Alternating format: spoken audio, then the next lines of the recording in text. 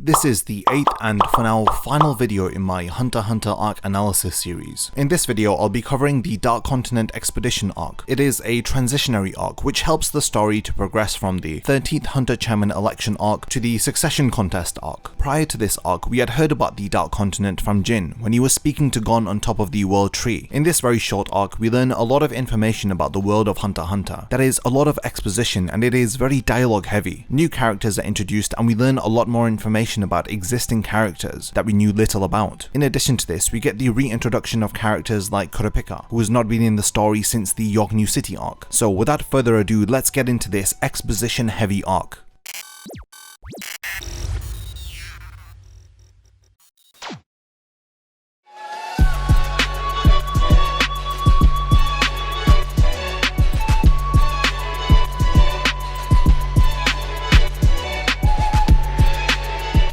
The Dark Continent Expedition arc is the first in our manga exclusive arc breakdowns. The material that I'll be covering in this video has not been adapted into the 2011 anime. After the first chapter of this arc was published in 2012, the series went on to hiatus until 2014, where Togashi had returned to complete the final 8 chapters of this arc. Because of this, and the way that this arc ends and seamlessly transitions into the next one, it wasn't adapted into the 2011 anime. The Chairman election arc seemed like a fitting end to the 2011 anime, especially as it wrapped up Gon's story. The material that I'll cover from this video spans from chapters 340 to 348. Despite only being 9 chapters long, this arc is dialogue heavy, as there is a lot of exposition and setup for the future of Hunter x Hunter. As the story evolves from being centered around Gon and his quest to find his father, Togashi introduces us to the true scale of the world of Hunter x Hunter. As the story starts to revolve around several different characters who have very differing motives, it is a lot to juggle and sometimes difficult to understand, but hopefully in this video I'll be able to explain to you all of the new concepts that are introduced and what the differing motives of each of the characters are. The arc begins with the Zodiacs gathering for a meeting, as it is brought to their attention that the king of the Kakin Empire has decided to advance onto the Dark Continent. We learn that whenever humanity had tried to go to the Dark Continent in the past, they had brought back with them great calamities. The last official attempts to go to the Dark Continent were over 200 years ago. The Kakin Empire is not within the V5, so it is exempt of their laws and restrictions, thus allowing them to fully partake in an expedition to the Dark Continent. In chapter 342 we learn that the world of Hunter x Hunter that we have known so far is just a group of islands which is in the middle of a gigantic lake. Of course these islands are not small. Due to their size they are considered to be continents of themselves, but they are small in comparison to the true scale of the world. The world of Hunter x Hunter is located within an enormous lake called Lake Mobius. This lake is located in the center of the Dark Continent. It is said that the Dark Continent is a freakish display of Mother Nature. It is inhabited with gigantic monsters and filled with various different diseases. Due to the known and mostly unknown dangers within the Dark Continent, the V5 had forbidden its member groups to explore any more of the Dark Continent. During the history of mankind, they had tried to go there 149 times, but out of all of these trips, only 5 returned with survivors. There were 28 people who had stepped foot onto the Dark Continent and had returned. One of these individuals is Isaac Netero himself. Each of these 5 voyages that returned brought back with them a great calamity. These would eventually come to be known as the 5 great calamities of the Dark Continent. Of the 28 people who had returned from the Dark Continent, there is only one survivor now, and it just so happens to be Isaac Netero's son, Beyond Netero. We learn that the Kakin Empire has organized a expedition team, and the individual that they have chosen to lead this team is none other than Isaac Netero's son. This revelation comes as a surprise to the Zodiac members, as not many people had known that he had a son. In his opening statements, Beyond Netero states that his father had always said that when you stop challenging yourself, that is when your life is truly over. Beyond wants to decipher all of the myths and to explore the ruins within the Dark Continent. He wants to know where our ancient ancestors came from. Fitting to his name, he wants to go beyond his father. He wants to remove all of the obstacles that are stopping humanity from exploring the Dark Continent. He has an open invitation to anybody who is willing to join him on this voyage. Beyond Netero promises to the world that he will take them to the Dark Continent in order to explore the new world. We learn that Beyond has been planning to go to the Dark Continent for a long time. If Beyond had wanted to go on his expedition with the permission of the V5, then he would have been caught up in years of legal paperwork, which have purposely been put in place to stop individuals from wanting to go to the Dark Continent. But Beyond doesn't want to sit around for years waiting for permission and to play by V5's rules. His desire is to go where no one has gone before. He wants to meet individuals that nobody has ever met. He wants to explore the Dark Continent without any restrictions. He wants to acquire resources that nobody has touched. He wants to leave his own unique mark on this unexplored territory. Beyond is fixated on this goal. He is accepting of anybody who wants to join him on his expedition, but at the same time he doesn't care if anybody wants to leave also. He states that the only thing that will bother him is if someone tries to interfere with his plans. In chapter 340 we learn that Pariston and Ging have coincidentally resigned from the Zodiacs, just as Beyond had announced his plans for his upcoming expedition. In response to Beyond's announcement, the V5 have ordered the Zodiacs to hunt him down. The Kakin Empire is doing as they please because they haven't signed the treaty that the V5 members have signed. This treaty forbids the V5 from entering into the New World. So in effect, the Kakin Empire have skipped all of the screening processes that the V5 have set in place. In chapter 341 we learn that the entrance to the Dark Continent is guarded by a gatekeeper. Very little is known about this gatekeeper, but he is mentioned in passing conversations several times during this arc. The Dark Continent is described as Pandora's box. It is something that should not be opened. In chapter 341 we are shown the risks of exploring the Dark Continent through seeing examples of the 5 great calamities and the effects that they have had on humanity ever since they had come from the Dark Continent. We are shown human bodies that have been twisted and contorted like wrung out towels. They are preserved within glass jars to remind humanity of the risks of exploring the New World. We are also introduced to a survivor of one of the great calamities. It has transformed the individual into something that is no longer a human, as it no longer eats food, and it is self-sustaining, as it has survived for over 50 years without a meal. We learn that the V5 had made this treaty to not go to the New World after they realized that every time that humanity had returned from there, they flee from this unexplored land, bringing back with them an extinction-level threat. During the expedition that Netero had gone on, he was accompanied by his son, and we learned that Beyond Netero had been trying to go through unexplored routes, and this resulted in many casualties. Because of this, he had ended up returning from his expedition and introducing new threats into the world. During the lifetime of Isaac Netero, his son had tried to go to the Dark Continent once more, but he had forbid him to, at least until after his death. We cut back to the Zodiac members who were left with a message from Netero. It is said that this message should be shown to the Zodiac members if someone were to appear claiming to be his son. In this message, Netero says that he had gone to the Dark Continent twice when he was younger, but the strength required to explore this new world is not what he was looking for. He had been searching for strength through an individual that he could see as an opponent, with the only outcomes being victory or defeat. Instead, what he had found in the new world was not a strong opponent, but rather a harsh battle against Mother Nature, where there is no clearly defined victor. He eventually cuts to the chase, and in his message he requests that the Zodiac members successfully explore the Dark Continent before his son Beyond Netero does. He requests them to overcome any of the risks that are associated with the new world, asking them to return with hope. The difficulty of this request is of course an A rank. He tries to disguise this final wish as a request and not an order, but the Zodiac members are well aware that Netero had not asked for anything but this, so it feels like an order, so they are left with no choice but to adhere to his final request, and to explore the Dark Continent themselves. In a surprising turn of events, Beyond Netero hands himself into the Hunter Association at the end of chapter 341. He does so that there are no problems between the discussions that are occurring between the V5 and the Kakin Empire. He wants the Kakin Empire to meet the V5's necessary requirements in order to enter the Dark Continent without any issues. The V5 want to include the Kakin Empire as a new leader country, so that they change into the V6, and they also want Beyond Netero to be captured. This is so that any expeditions or voyages to the New World can be supervised by the V5 organization. They are aware that the Kakin Empire wants to explore the Dark Continent in order to colonize it, so in chapter 342 we learn that the V5 wants to trick them by giving the Kakin Empire islands which are on the outskirts of Lake Mobius. These islands are located in the waters just before the Dark Continent. They want to make them believe that they have reached and conquered the Dark Continent by handing them over these islands. But now that Beyond Netero has handed himself in and appearing to comply with the V5, in actual fact he has a plan of his own. The V5 have no intention of allowing the Kakin Empire to explore the Dark Continent on their own. They instead want to supervise their actions. And now that Beyond Netero has handed himself in, they are able to supervise and to restrict him. The 5 great calamities are like a preview of what to expect from the Dark Continent. These are the threats that humanity had brought back from there. The first is the botanical weapon called Bryon. It is a sphere that protects mysterious and ancient ruins found within the New World. Then there's the gaseous lifeform called AI. It is described as the codependence of desire, and it would appear that Alucard's powers have originated from this gaseous lifeform. The third calamity is the twin snake called Hellbell. It is a monster that infects its prey with a homicidal desire. The fourth is a beast that keeps people as pets called Pup. And lastly, the fifth great calamity is called Zobe, the immortality immortality disease. It is described as endless despair which is disguised as hope. If you recall, we had seen an example of a victim who has fallen to Zobe, having survived 50 years without any food. But the consequence of this is that the individual no longer appears to be a human. The fact that the Kakin Empire have made the general public know about the expedition leads the V5 to come up with a strategy to properly supervise it, as it will be impossible to make the Kakin Empire listen to them now that the news has gone public. In order to calm the situation and to peacefully resolve this issue, they need to invite the Kakin Empire into the V5. Now that Beyond has handed himself in, the Hunter Association will act as his chaperones during the expedition. The Zodiac members rightfully assume that Beyond is currently playing along just so that he can get to the Dark Continent while being supervised, but once he arrives on the uncharted territory, then he will escape and do as he pleases. It is up to the Hunter Association to come up with a way to prevent him from escaping, and to properly supervise him and to prevent any of his accomplices from breaking him out. In chapter 342, we are shown how the Kakin Empire plans to transport people to the Dark Continent. They have built a giant transport ship called the Black Whale No. 1. It has a capacity to carry 200,000 people. This will be the ship that will carry the expedition team into the New World. On board will be the king of the Kakin Empire and his 14 princes. So now that we know the premise and the context of this arc, let's now look at some other characters aside from Beyond Netero and the Zodiacs. When it comes to Jin's character, we know that he has wanted to explore the Dark Continent from the previous arc. He supports the efforts that the Kakin Empire are going through, and it is for this reason that he also supports Beyond Netero. But he does appear to have a problem with Pariston, who is second in command of the expedition team. Jin understandably believes that Pariston's intentions are not clear. He thinks that he wants to sabotage the expedition to the Dark Continent, all for his own pleasure, and it is for this reason that he has joined Beyond Netero's team. And this is why Jin is so adamant in this arc to take the position of second in command of the expedition. Jin doesn't necessarily want to even be in control. He just wants Pariston to not be number 2 under Netero, whether in position or even rank. And this way he can prevent Pariston from sabotaging their efforts. In his efforts to become the second in command, Jin offers a lot of money to the other members of the expedition team so that they can accept him as the number 2. He has plenty of reasons to suspect Pariston's actions, especially knowing that he has 5,000 Chimera Ant soldiers on standby waiting for whatever command that he throws at them. In chapter 343, Leorio becomes a member of the Zodiacs because of his exceptional performance at the elections. Because of this, he has become a very well respected member of the Hunter Association, and it is for this reason that he has been invited to become a Zodiac member. Knowing that there is another vacant spot within the Zodiacs, he recommends Kurapika for the position. After initially being apprehensive, he is convinced to join the Zodiacs, after learning that the 4th Kakin prince called Siridnik owns the remainder of his clan's eyes. Kurapika joins the Zodiacs and he immediately assists them. He does so by identifying traitors within the Zodiacs and even within the Hunter exam. He is looking for individuals who may be assisting Pariston and even beyond with his escape plan. We can see that Kurapika's character is very different. We can only assume that this has happened because he has allowed himself to become further consumed with his goal of revenge. I feel like he is no longer the Kurapika that we knew prior to the York New City arc. Thanks to Kurapika's help, at the end of the Dark Continent expedition arc, we learned that Monkey is the traitor within the Zodiac, and in regards to retrieving the remainder of his clan's eyes, he desires to speak with Siridnik and to convince him to give the eyes back. He knows that all of the 14 Kakin princes will be on board the Black Whale on the expedition to the Dark Continent. This is why he will try to infiltrate in their ranks, so that he may be able to speak to Siridnik. Another character that is briefly mentioned in this arc is Gon. We learn about his whereabouts and updates as to how he is progressing. Gon is unable to use Nen, which results in his father advising him to seek out what he is able to do now that he has lost his powers. This results to Gon returning back to his home on Whale Island, where we see him studying and catching up with paperwork, for now living what seems to be a normal life. Another important story beat which the next arc will be focused upon is the succession contest. We know that the 14 princes of the Kakin Empire will be on board this expedition. The king of the Kakin Empire declares that the sole survivor of this voyage will be the next king, so the 14 princes have a lot on the line to wage war against each other, so that one of them may be declared the next king. In chapter 348, we get introduced to Benjamin, another one of the princes. We see him wrestling with a lion. We see Siridnik speaking to him and discussing the succession contest. We see how the two of them are both sinister and evil in their own unique way. Siridnik may not have the strength of Benjamin, but he appears to be extremely formidable through his facial expressions alone. You can see that this character is very twisted, especially considering the fact that we have seen him collect body parts and kill multiple women within this arc. It is evident from chapter 348 that Siridnik will do anything in his power to become the next king, so it's definitely interesting to see how these events will unfold in the next arc. The Dark Continent is a vast unexplored region. There cures to many different illnesses will be found. It is rumoured that the secrets to longevity or even immortality may be found there, so there is a lot of incentive for leader nations to be going to the Dark Continent, as each country has an equal chance of being responsible for finding the next innovation which will benefit human life. At the end of the Dark Continent expedition arc, we have a lot of unanswered questions. We continuously get mentions of the gatekeeper of the Dark Continent. Aside from 2 mentions of him in chapter 341 and 342, we don't really know much more about this individual. In addition to this, in chapter 344, Jin has a shocking revelation of his own, as he states that there was an individual who had written a book called Journey to the New World, and there were 2 editions to this book, the East and the West editions. The only volume that has been found is the East version, and there are no signs of the West edition, which leads Jin to say that the West edition is still being written. This person had set out on his own expedition to the Dark Continent almost 300 years ago, and the fact that he is still writing the 2nd volume may be because he has consumed some of the longevity rice, or herbs that can cure ailments and illnesses. Jin reveals that the author of the book Journey to the New World is Gon and Jin's ancestor, called Don Freaks. This is an incredibly huge teaser for the upcoming events in the story. In addition to this, we don't know who the next king of the Kakin Empire will be. There is so much that occurs within the Dark Continent expedition arc, so I've tried to wrap it up and summarize a lot of the events within this video. If you are still confused about a lot of the internal politics or the events that occurred, then I highly recommend reading the next arc of the story. With the current state of Hunter x Hunter, it is difficult to say what will happen, as the Succession Contest arc begins in chapter 349 and it is currently ongoing, with 42 chapters released. The latest chapter of Hunter x Hunter, chapter 390, was published on the 26th of November 2018. As of making this video, Hunter x Hunter is currently on its longest hiatus, as it has missed 100 issues of Jump magazine. It is anybody's guess as to when Togashi will be back in order to complete the Succession Contest arc, and it is for this reason that I'm not going to be making a video on it just yet. Maybe in the future it may do a part 1 covering all of the chapters that have been released so far, so if there is demand for it, then let me know by leaving a comment under this video. I want to thank all of you for supporting this Hunter x Hunter arc analysis series. It has been very challenging for myself and my editor to be pumping out these very long videos in such a short amount of time. So if you feel some love or appreciation for these videos, then definitely thank my editor Adonis, who has been working really hard on these videos behind the scenes. I'll leave a link to his Twitter account in the description, so give him a follow. So as far as Hunter x Hunter is concerned, if there is more demand for more content, then I'll continue to be uploading more videos on the series. As for now, my plans are to return to making Bleach character analysis videos. I want to wrap up what I started and at least complete my character breakdown and analysis of the Gotai 13 captains. I have 5 of them left to analyze, so definitely stick around and subscribe to my channel so that you don't miss those videos. You can expect my Bleach character analysis videos to begin in probably early February, so don't miss them. And once again, thank you for being patient and checking out this 8 video long Hunter x Hunter arc analysis series.